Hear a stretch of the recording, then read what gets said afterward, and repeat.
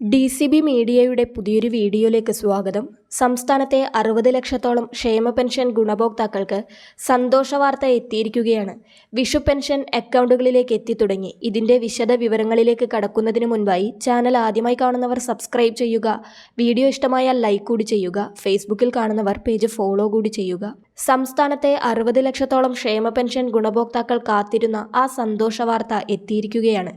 April മാസത്തെ വിഷുവിന് മുന്നോടിയായി പ്രഖ്യാപിച്ച 1600 രൂപയുടെ വിതരണം ആരംഭിച്ചിരിക്കുകയാണ്. കഴിഞ്ഞ ആഴ്ചയായിരുന്നു ധനമന്ത്രി വിഷുവിന് മുന്നോടിയായി ഒരു ഗഡു പെൻഷൻ കൂടി പ്രഖ്യാപിച്ചത്.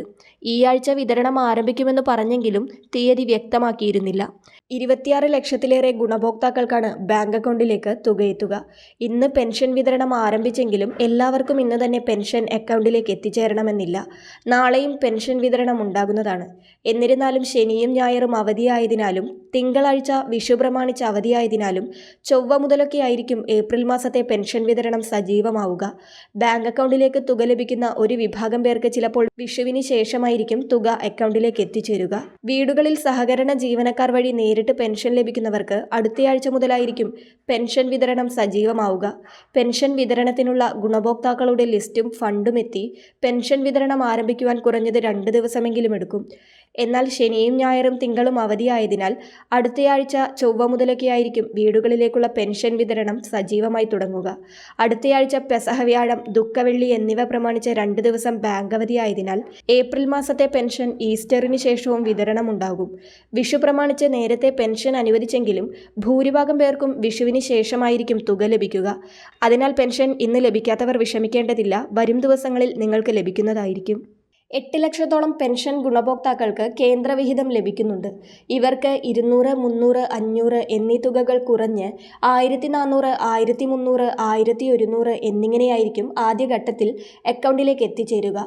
പിന്നീട് നിശ്ചിത ദിവസങ്ങളുടെ ഇടവേളയ്ക്ക് ശേഷം ഈ തുകയും അക്കൗണ്ടിലേക്ക് എത്തിച്ചേരുന്നതായിരിക്കും. ഏപ്രിൽ മാസം മുതലാണ് കുടിശ്ശിക പെൻഷൻ ഗഡുക്കളായ 4800 രൂപയുടെ വിതരണ കാലാവധി ആരംഭിച്ചത്.